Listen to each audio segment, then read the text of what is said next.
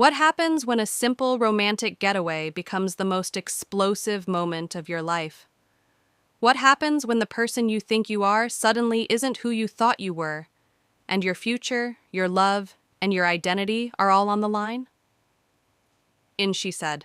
Maybe one unsuspecting woman's ordinary vacation turns into a collision between love, legacy, and a world she never knew existed, and no one walks away unchanged. Mavi is a regular young woman living a peaceful life in Hamburg, Germany. She loves her boyfriend Can deeply, and he loves her just as much. Their relationship is warm, playful, and full of comfort, the kind built on genuine affection rather than drama.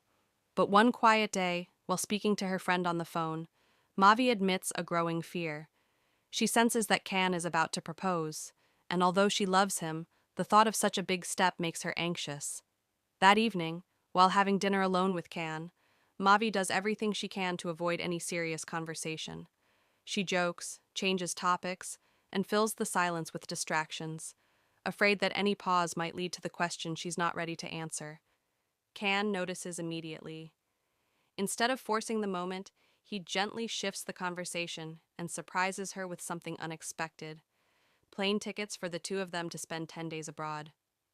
Mavi is relieved, unaware that this trip will change her life forever. When they arrive in Turkey, Mavi expects nothing more than a romantic vacation. Instead, she is welcomed with luxury beyond imagination.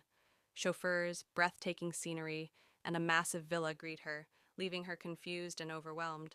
She assumes Can is planning an extravagant proposal, but the truth turns out to be far more shocking. At the villa, Mavi comes face to face with people she has never met, but who claim to be her family. Her grandmother reveals the secret that has been hidden from her all her life. Mavi is the granddaughter of a powerful Turkish noble family and the only heir to an enormous legacy. The revelation leaves her stunned. The life she knew suddenly feels fragile, as if it could vanish with a single decision. As the days pass, Mavi is introduced to a world of wealth, tradition, and strict expectations.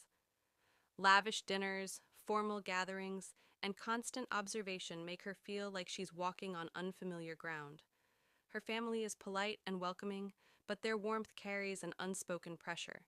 They expect her to embrace her heritage, her status, and the future they have carefully designed for her. Ken tries to support her, but the situation begins to weigh on their relationship. He feels out of place in this elite world, while Mavi struggles to understand where she belongs. Slowly, the family begins hinting that Can may not be suitable for someone of her status. Their intentions become clearer when Kent enters the picture, a polished, wealthy man who fits perfectly into the life her grandmother envisions for her.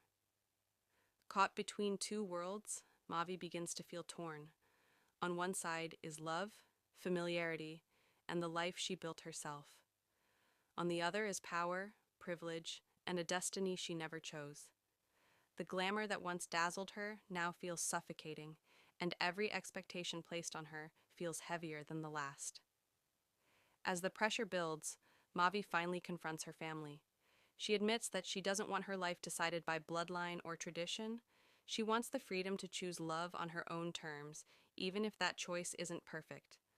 For the first time, she speaks not as an heir, but as herself. Returning to Germany, Mavi is unsure if Can is still waiting for her, or if the distance has changed everything. But love, once tested, reveals its strength. In the end, Mavi chooses the life she believes in.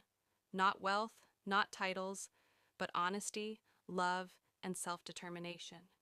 She doesn't promise certainty. She doesn't claim to have all the answers. She simply chooses her own path and says maybe to everything else.